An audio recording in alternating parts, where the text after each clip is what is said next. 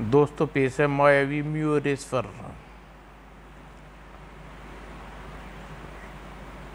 ये कवर चित्र है दोस्तों।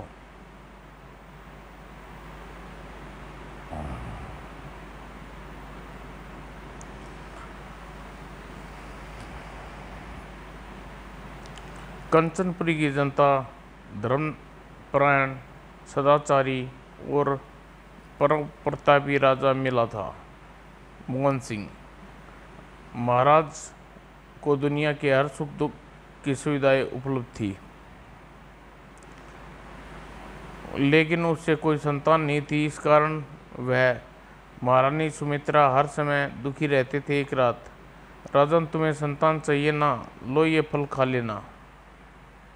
इतना कहकर साधु अंतर्ध्यान हो गई और महाराज हड़बड़ा कर उठ बैठे। ओह, तो क्या मैं सपना देख रहा था? तभी उसकी निगाह सिराने पर रखे फल पर पड़ी। वह चौंक उठे। ओह, तो यह सपना सच्चा था। इसके बारे में महारानी को बताता हूँ।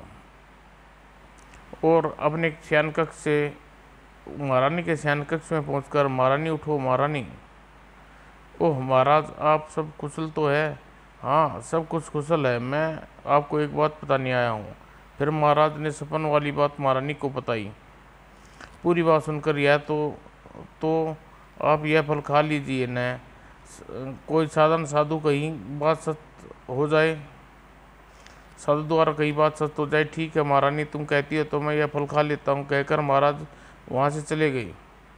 अगले दिन सुबह उठकर महाराज ने फल खा लिया और निश्चित समय पर महारानी ने एक सुंदर कन्या को जन्म दिया।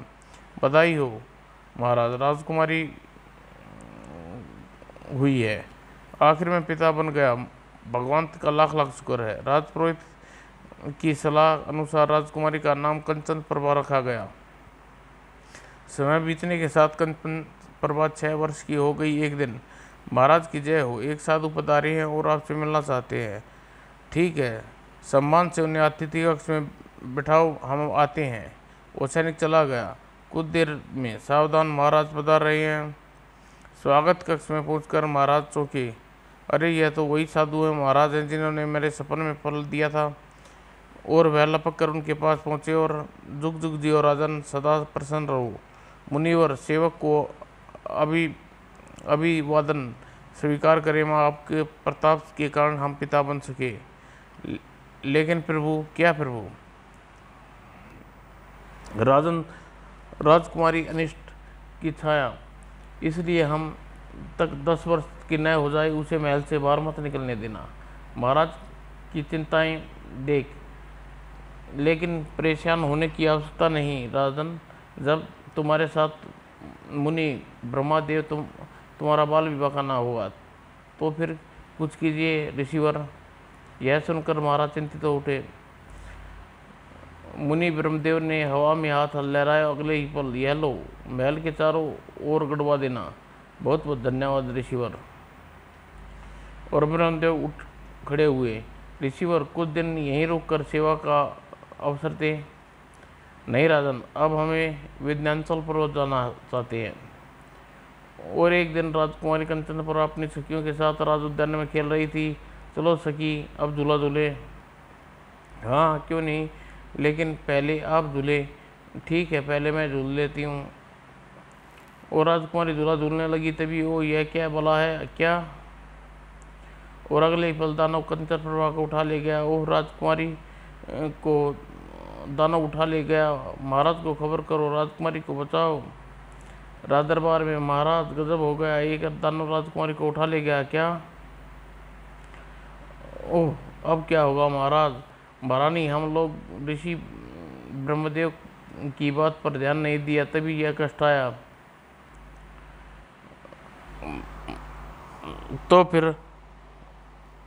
तो फिर आप ऋषि ब्रह्मदेव की खोज में विंध्याचल पर्वत जाइए। मैं यही विचार कर रहा था महारानी। फिर महाराज विंध्याचल पर्वत की ओर रवाना हो गए। विंध्याचल पर्वत पर ब्रह्मदेव के पास पहुंचकर, ओ ऋषिवर, तपस्या में लीन है, हमें उसकी प्रतीक्षा करनी होगी। थोड़ी देर बाद, ओह राजन, तुम कहो क्या कष्ट है? ऋषिवर, अनर्थ हो गया। महाराज वहीं पर बैठ गए। महाराज ने उन्हें कंचन प्रभा के अपहरण की बात बताई। ब्रह्मदेव ने सुनकर पुनः आंखें बंद कर ली और सिर दी। राजन, यह काम तांत्रिक त्रिकाल का है। तांत्रिक त्रिकांत? हाँ, उसने मायावी दानव द्वारा राजकुमारी का अपहरण करवाया है। ओ राजन, उससे तुम्हारी क्या दुश्मनी है? दुश्मनी? महाराज सोच में लगे। सिर दी। ओ, यह तो विक्रांत शायद सुरतादास का भाई है। अभी उसने राजकुमारी का अपहरण कराया है। रिसीवर, आपको पूरी बात बताता हूँ, कहकर महाराज बताने लगे। लगभग आज से लगभग 10 वर्ष पहले की बात। एक दिन रात दरबार में बैठा था कि एक व्यक्ति सुरतादास निर्मम हत्यारा लुटेरा है। इतने जनता नारायण जगत नारायण के घर में डाका डालकर उन तीनों की हत्याएं कर डाली हैं और काफ़ी खोज के बाद ही ये कल हमारे सैनिकों द्वारा पकड़ में आया है। महाराज, इसके अपराध की इसे कठोर सजा मिलनी चाहिए, कहकर प्रधानमंत्री अपनी कुर्सी पर बैठ गए और सोच विचार में पड़ गया। सुरतादास हत्या से बढ़कर कोई और अपराध नहीं होता और तुमने एक नहीं 3 हत्याएं की, 3 लोगों की हत्याएं की हैं, लूटपाट की है। अतः इस अपराधों के लिए हम तुम्हें मौत की सजा सुनाते हैं। क्या? हाँ, कल ही मौत के घाट उतार दिया जाए ताकि तुम्हारा अंजाम देखकर लोगों को सबक ले सकें। तभी महाराज, मेरे भाई को मौत की सजा मत दीजिए, रहम कीजिए। यह कौन है? महाराज, यह अपराधी का छोटा भाई तांत्रिक विक्रांत है। ओह, तुम अपने भाई की अपराधी भाई की पैरवी करने आए हो? महाराज, जीवन भर इसे कारागार में डाल दीजिए मगर मौत की सज़ा न दीजिए। नहीं, हमारा फैसला अटल है। हत्या की सज़ा मौत के अलावा कोई और नहीं हो सकती। नहीं महाराज, हमें एक मौका दीजिए। सैनिकों, इसे दरबार से बाहर निकाल दो। और इस पर तांत्रिक विक्रांत क्रोधित हो उठा। महाराज, मेरे भाई को मौत की सज़ा देना आपको महंगा पड़ेगा। मैं आपको खून के आंसू रुला दूंगा, इस राज्य में तबाही मचा दूंगा। बस रिसीवर, यही सारी कहानी है। ओह तांत्रिक विक्रांत, तुमसे अपने भाई की मौत का बदला लिया है। हाँ रिसीवर, लेकिन अब हम क्या करें? राजन, कंचन प्रभा अभी मुक्त कराने के लिए तुम्हें 40 दिन तक सूर्यदेव की आराधना करनी होगी। हाँ राजन, इसके अलावा अब कोई रास्ता नहीं है। यदि सूर्यदेव प्रसन्न हो गए तो तुम्हारी मनोकामना पूर्ण होगी। ठीक है रिसीवर, जैसी आपकी आज्ञा, कहकर वहाँ से लौट गए। और कंचनपुरी पहुंचकर उन्होंने राजकार्य प्रधानमंत्री को सौंप दिया और एकांत स्थल पर बैठकर सूर्यदेव की उपासना करने लगे। ओम नमः शिवाय। उधर तांत्रिक विक्रांत के अड्डे पर एक गुफा में जय काल भैरवी और फिर महाकाल के पास पहुंचा। महाकंकाल राजा मोहन सिंह को दिखा। सिर दी। महाकाल टीवी स्क्रीन जैसे एक दृश्य उभरा। ओह, तो राजा मोहन सिंह सूर्यदेव की तपस्या कर रहे हैं, लेकिन क्यों? उसने अपने आसन पर आ बैठा। चाहे कितनी तपस्या कर ले मोहन सिंह, मैं तुझे छोड़ूंगा नहीं। और फिर शमशान देव, राजा मोहन सिंह इतना भयभीत कर दो कि वह तपस्या भंग करके वहाँ से भाग जाए, जो आज्ञा। और उधर राजमहल में, प्रधानमंत्री जी, आज महाराज की तपस्या करते हुए 35 दिन बीत गए। आपकी कोई खोज खबर ली? महारानी जी, महाराज बिल्कुल ठीक है, बस 4-5 दिन की बातें और हैं। ओम नमः शिवाय, ओम नमः शिवाय। और तभी किट हा। और फिर नरकंकाल की आंखों से एक प्रकाश का पुंज निकलकर महाराज की तरफ बढ़ा। ओम नमः शिवाय। और लेकिन सिर दी, वह वापस लौट आया। ओह, यह क्या? और अगले यह देख तांत्रिक क्रोधित हो मंत्र पड़ा। हुक्म करे मेरे आलिक। असुरदेव, राजा मनमोहन सिंह की तपस्या आज भंग हो जानी चाहिए, वरना सूर्यदेव का वर प्राप्त कर लेगा। जैसी आपकी आज्ञा। वो दानव वहाँ से गायब हो गया। थोड़ी देर बाद ओह, यह भी मारा गया। अब क्या होगा? उधर 40वें दिन ओम नमः शिवाय, ओम नमः शिवाय। महाराज तपस्या में लीन थे। तभी वत्स की खोलो, तुम्हारी कठोर तपस्या से मैं प्रसन्न हूँ। बोलो तुम्हें क्या चाहिए? अब प्रभु आप? हाँ प्रभु राजकुमारी तांत्रिक विकराल उठा ले गया है, उसे मुक्त करने का वरदान दीजिए। ठीक है, तुम्हारी मनोकामना उससे पूरी होगी। फिर सूर्यदेव अंतर्ध्यान हो गए। एक दिन, महाराज मैं पुनः माँ बनने वाली हूँ। क्या कह रही हो रानी महारानी? मैं सच कह रही हूँ महाराज। वो आखिर भगवान ने हमारी फिर सुन ली और निश्चित समय पर महारानी ने 3 मुखों वाले एक कुरुपुत्र को जन्म दिया। ओह नहीं, महाराज को और दुखी नहीं कर सकती, वह पहले ही बहुत दुखी है। वह सोच उसने दासी को बुलाया और कुछ समझाने लगी। लेकिन महारानी, यह तो पाप होगा, जैसा मैं कहती हूँ वैसा करो वरना। थोड़ी देर बाद महाराज एक कुरुपुत्र को जन्म दिया, लेकिन उसे नदी में फेंकवा दिया। क्या? दासी बच्चे को एक कपड़े में लपेट कर ले गई। महाराज बहुत ही कुरूप था, अजीब सी शक्ल थी उसकी। लेकिन महारानी, तुमने ऐसा नहीं करना चाहिए था। महाराज उदास हो उठे। तभी एक बच्चे को लिए सूर्यदेव वहाँ प्रकट हुए। प्रभु आप?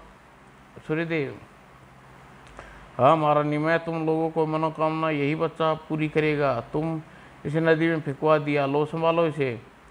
लेकिन सूर्यदेव, यह तो 3 मुख वाला है और कुरूप भी है। घबराओ मत, यह बच्चा कंचनपुर का भावी सम्राट और सिंहासन पर बैठने से क्रूरता अपने आप समाप्त हो जाएगी। क्या सच? हाँ। महारानी ने बच्चा ले लिया और सूर्यदेव अंतर्ध्यान हो गए।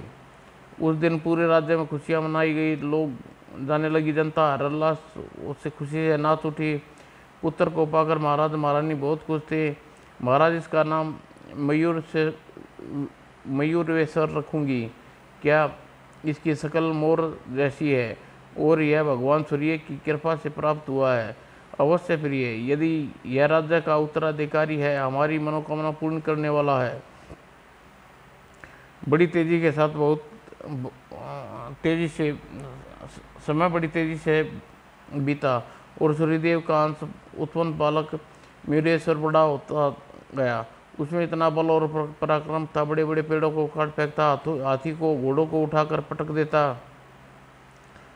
और उधर गुफा में कैद राजकुमारी कंचन प्रभा पूर्ण युवा हो चुकी थी। दुष्ट तांत्रिक, छोड़ दे मुझे वरना तेरा अंजाम बुरा होगा। अंजाम बुरा होगा। देखा, तेरे पापा को तड़पा तड़पा कर मारूंगा। भगवान तुझे इसका दंड अवश्य देंगे। मैं तेरे पिता के पूरे राज्य को तबाह कर दूंगा। असुरदेव कंचनपुरी जाओ और इसके भाई तो क्या मेरा भाई भी है? तांत्रिक विकराल वहाँ सीधा अपने कक्ष में पहुंचा। महाकंकाल, दिखा अपना मयूरेश्वर कहाँ है? अगले ही पल, ओह इतना बड़ा हो गया, वो भी इतनी जल्दी और इतना ताकतवर, इसका कोई उपाय करना पड़ेगा।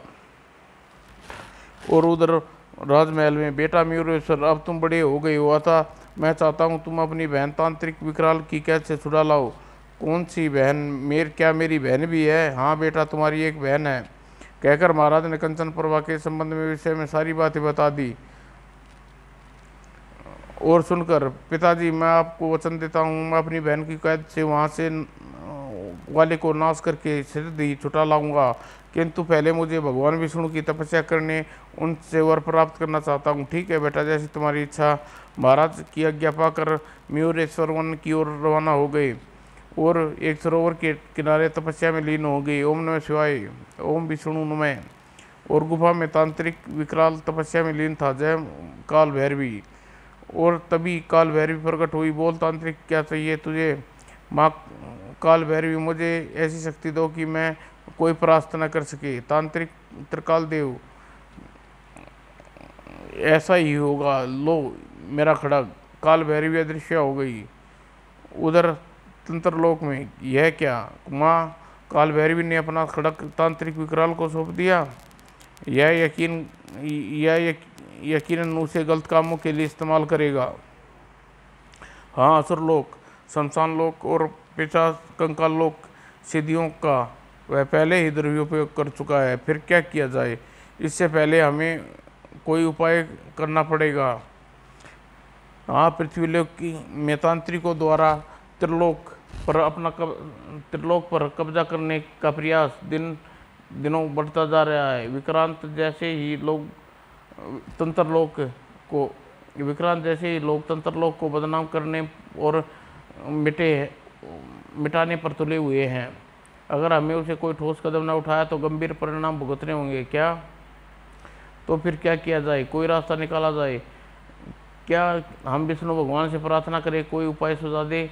हाँ, यही ठीक रहेगा। चलो उनके पास चलते हैं। हाँ चलो। और त्रिलोक के देव वहाँ से चल पड़े और देव पृथ्वीलोक के अनगिनत तांत्रिक त्रिलोक की प्रतिष्ठा मिट्टी में मिलाने पर तुले हैं और असुरों के प्रेतात्माओं का हमला भी तंत्र लोक पर होने लगा है। कृपया हमारी सहायता करें। और कुछ सोच विचार करने के बाद, ठीक है आप लोग जाइए, हम देखते हैं क्या हो सकता है। धन्यवाद। फिर वहाँ से सभी वापस लौट गए और मेरे सिर तपस्या में लीन था हूँ विष्णु में। तभी वत्स बोलो क्या चाहते हो? ओ भगवान आप। मेरे सिर ने भगवान विष्णु के चरणों को वंदना की। तत्पश्चात, प्रभु आप मुझे असुरों और दुष्टात्माओं और भ्रम तंत्रों पर विजय प्राप्त करने और तथा अजर अमर होने का वरदान प्रदान करें। हम तेरे इसी इच्छा वर देते हैं। तंत्र लोक देवलोक के देवों से किया गया वादा भी पूरा हो जाएगा। और अच्छा, अब यह लो चंद्रमुखी माला, जब तक यह तेरे गले में रहेगी तुम कोई राक्षस प्रेत आत्मा तांत्रिक नहीं मार सकेगा। धन्यवाद प्रभु। उधर राजा मोहन सिंह महल में महारानी सुमित्रा के साथ बैठा वार्तालाप कर रहे थे कि महाराज हमारे पुत्र मयूर सेन कुंवर भगवान विष्णु की अंतर ध्यान करते हुए काफ़ी दिन बीत गए, तो क्या उसे लौट नहीं आना चाहिए? लौट आएगा महारानी, चिंता की कोई बात नहीं। सूर्यदेव का अंश है। ठीक कह रहे हो महाराज, उसे भला क्या खतरा हो सकता है। और उधर कंचनपुरी आज़ाद नगर में भागो भागो राक्षस आ रहे हैं। हे भगवान, यह अब क्या होगा? और सिर दी उसकी सूचना महाराज के पास पहुंची। जी महाराज, क्या आज़ाद नगर में राक्षसों का हमला कर दिया? प्रधानमंत्री जी, सेना नायक तुरंत ही सेना के साथ आज़ाद नगर भेजिए। जो आज्ञा महाराज।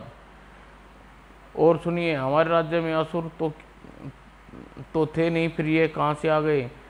अब क्या कहा जा सकता है महाराज? पता लगाएं कि ये असुर कहाँ से आए हैं। जो आज्ञा महाराज। उधर मेरे श्री चंद्रमुखी माला गले में धारण कर राजमहल लौटा। मेरा बेटा आ गया, राजकुमार लौट आए। ओह, मयूरेश्वर अब अपनी बहन को मुक्त कराएगा। उधर त्रिकालदेव विक्रांत को महाकाल की पीठ में उभर रहे चित्रों को देख रहा था। क्या चंद्रमुखी माला? मेरे दुश्मन राजा मोहन सिंह के पुत्र मयूरेश्वर के पास अपने आसन पर बैठा बैठा पहुंचकर वह नरमुंड से बोला, हे शमशान देव, मयूरेश्वर के पास चंद्रमुखी माला अपने गले में धारण कर रखी है, बताओ वह उसे कहाँ से मिली? और कुछ देर खामोशी के बाद, स्वामी मयूरेश्वर को माली विष्णु भगवान की आराधना करने से प्राप्त हुए। लेकिन क्यों? क्योंकि वह असुरों और भ्रष्ट तांत्रिकों और दुष्ट आत्माओं को पराजित कर सके, साथ ही अपनी बहन कंचन वर्मा को प्रभा को आपकी कैद से छुड़ा सके। क्या ऐसा कर पाएगा वह? स्वामी, वह अद्भुत माला है। जब तक वह उसके पास रहेगी उसे कोई नहीं मार सकेगा। ओह, लेकिन यदि किसी तरह यह माला उसके गले से उतार ली जाए तो उसे हरा पाना मुश्किल है। उसके शरीर में हाथी जैसी ताकत और चीते जैसी फुर्ती है। ओह हाँ स्वामी, मायावी मयूरेश्वर को सूर्यदेव के आशीर्वाद से पैदा हुआ है, उसके साथ ही बहुत सी खूबियाँ हैं।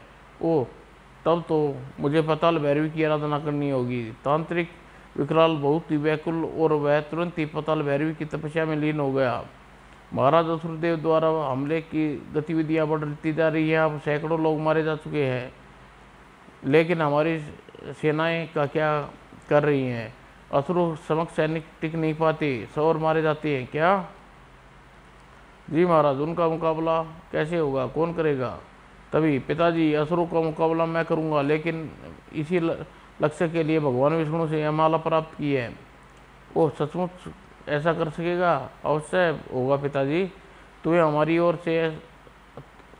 तुमने हमारी एक समस्या हल कर दी। बेटा जाओ अपना कार्य करो। और मयूरेश्वर कुछ सैनिकों के साथ तांत्रिक विक्रांत की खोज में निकल पड़ा। तभी राक्षस भागो, अब क्या होगा, ओह हे भगवान सहायता करो। और अगले ही पल मारो, टूट पड़ो सैनिकों पर। आया अप अतः 12 राक्षस और 3 सैनिक लड़ाई में मारे गए। बाकी जो बच्चे भाग खड़े हुए, पीछा करो। ओह वे दोनों पहाड़ी की ओर छिपे जा रहे हैं, दौड़ तेज दौड़ो। और हैरान रह गए, क्या मयूरेश्वर के सैनिक पहाड़ी में पीछे पहुंचे। वे सीढ़ियाँ नीचे तहखाने में उतरते चले गए। ओह न जाने कहाँ गायब हो गए। काफ़ी ढूंढने पर भी राक्षस उन्हें नहीं मिले पाए, वापस लौट पड़े। मयूरेश्वर सैनिकों के साथ तहखाने से बाहर निकल गया। अभी कुछ ही दूर आगे बढ़ा था कि मयूरेश्वर जमीन पर गिर पड़ा।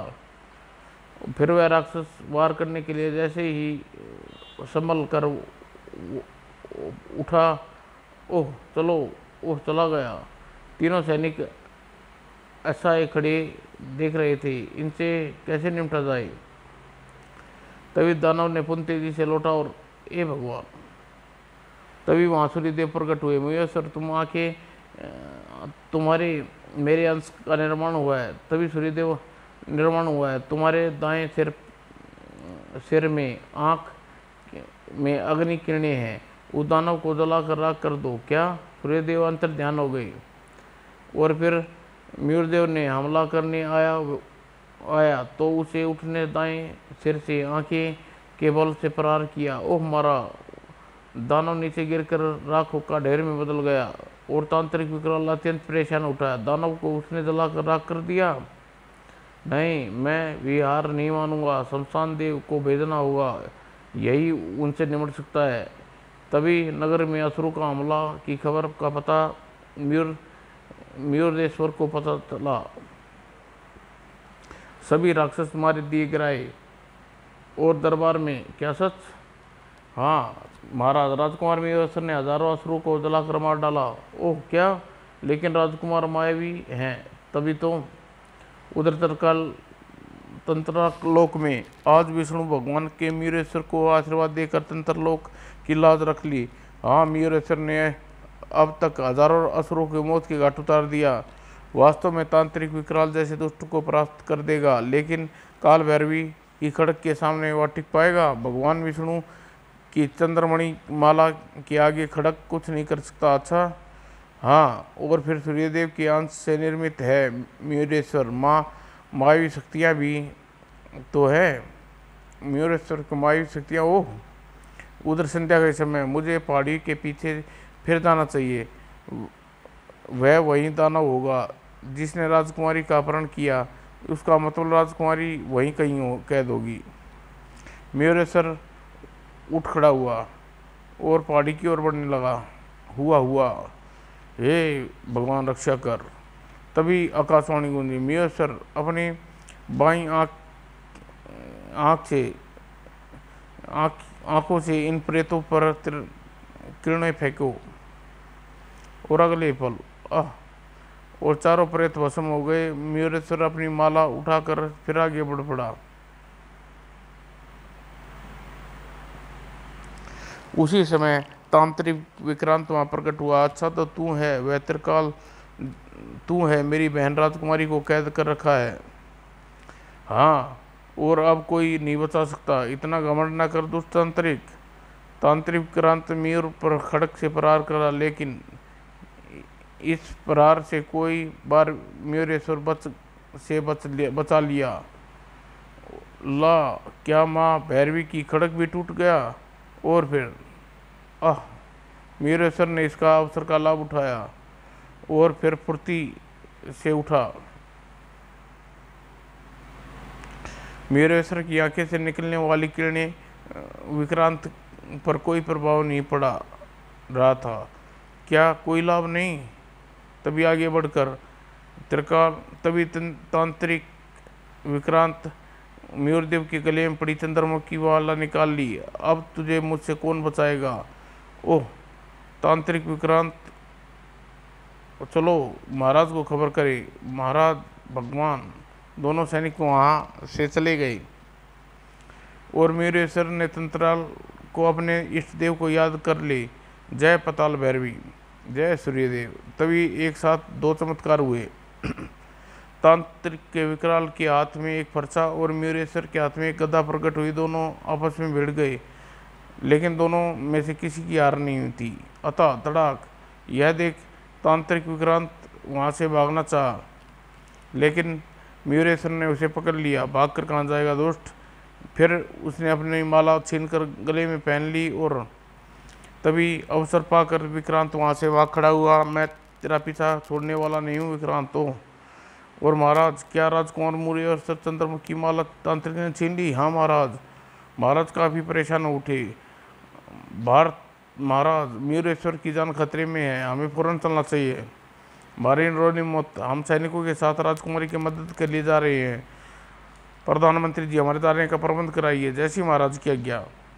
उधर मयूरेश्वर तांत्रिक विक्रांत की गुफा में जा पहुंचा। आओ आओ, बड़ी गलती की है तूने यहाँ आकर। अच्छा हाँ, यहाँ तू मुझे छू भी नहीं सकता। मैं तुझे ऐसा सबक सिखाऊंगा कि तभी विक्रांत ने कोई मंत्र बुदबुदाया और महादानव प्रकट हुआ।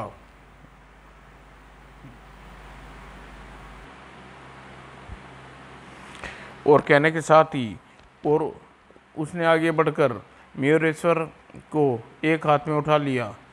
तभी मयूरेश्वर अपने सामने वाले सिर की आंखों से इस पर वार करो। इन आंखों से अग्नि व तंत्र किरणें साथ में निकलेंगी और इसे भस्म कर डालेंगे। क्या? उसे प्रारों से महादानव पर कोई असर नहीं हुआ। ओम भगवान सूर्यदेव। और मयूरेश्वर ने वैसा ही करने पर महादानव ने उसे छोड़ दिया। क्या? वह धुआं बनकर गायब हो गया। और मयूरेश्वर तांत्रिक के पास पहुंचा। और कोई चमत्कार है तेरे पास, उसे भी दिखा दे। इधर राजा महाराजा व सैनिक पहाड़ी पर चढ़ पहुंच चुके थे। किधर है रास्ता गुफा में का?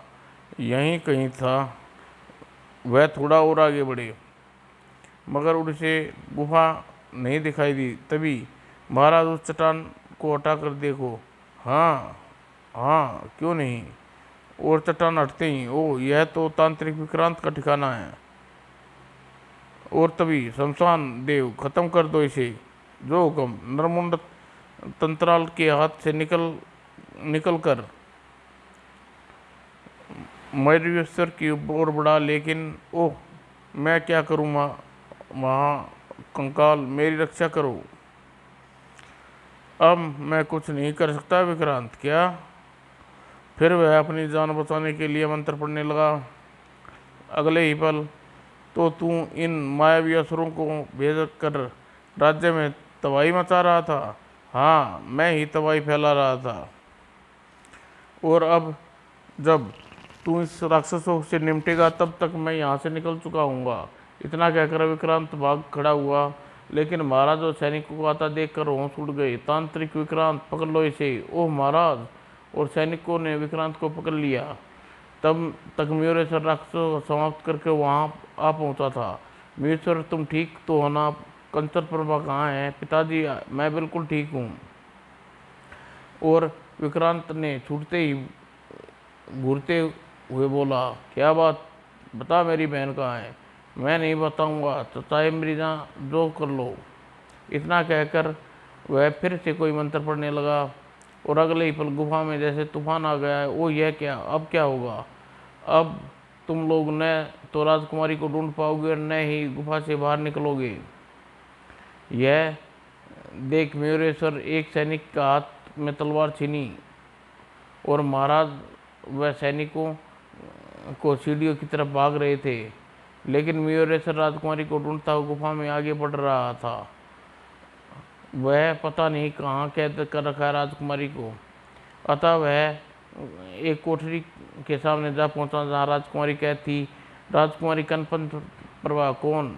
यह मैं हूँ, तुम्हारा भाई मयूरेश्वर। मयूरेश्वर मेरे भाई। मयूरेश्वर ने अपनी शक्तिशाली प्रहारों से कैद खाने के दरवाजे को तोड़ डाला और राजकुमारी के साथ लेकर बाहर की ओर भागा। बचाओ भैया, मयूरेश्वर ने कंचन प्रभा को एक और धकेल दिया और पत्थर उसकी चपेट में आने से बच गई। उधर पहाड़ी पर ओह, मयूरेश्वर अभी गुफा में नहीं आया। महाराज घबराओ नहीं, राजकुमार को कुछ नहीं होगा। तुम ठीक कहते हो सैनिक। जब तक सूर्यदेव नहीं चाहते तब मयूरेश्वर को कौन मार सकता है। तभी मयूरेश्वर कंचन प्रभा को कंधे पर उठाए गुफा से बाहर निकला। पिताजी मैं आ गया। वाह वाह, कंचन प्रभा को क्या हुआ मयूरेश्वर? उसे कुछ नहीं हुआ पिताजी, चिंता की कोई बात नहीं, अभी होश भी आ जाएगी। भगवान का लाख लाख शुक्र है। चलिए महाराज, अब देर मत कीजिए। हाँ चलो। उधर तंत्रलोक में खुशियां मनाई जा रही थी। विक्रांत का वध करके मयूरेश्वर ने तंत्रलोक को आशीष तो बचा लिया। हाँ, तंत्रलोक के साथ साथ त्रिलोक ऋषि भी प्रसन्न थे। इसके लिए हम भगवान विष्णु के प्रति कृतज्ञ होना चाहिए। हाँ हाँ, लेकिन हमें सिर्फ विक्रांत को समाप्त हो जाने से कुछ नहीं होगा। अन्य भ्रष्टांतरिक को, असुरों को, प्रेतात्मा का छुपाया जरूरी है। ठीक कहा आपने। जब जब पाप और भ्रष्टाचार उग्र रूप धारण करता है तब तब उसे समाप्त करने के लिए सही स्वयं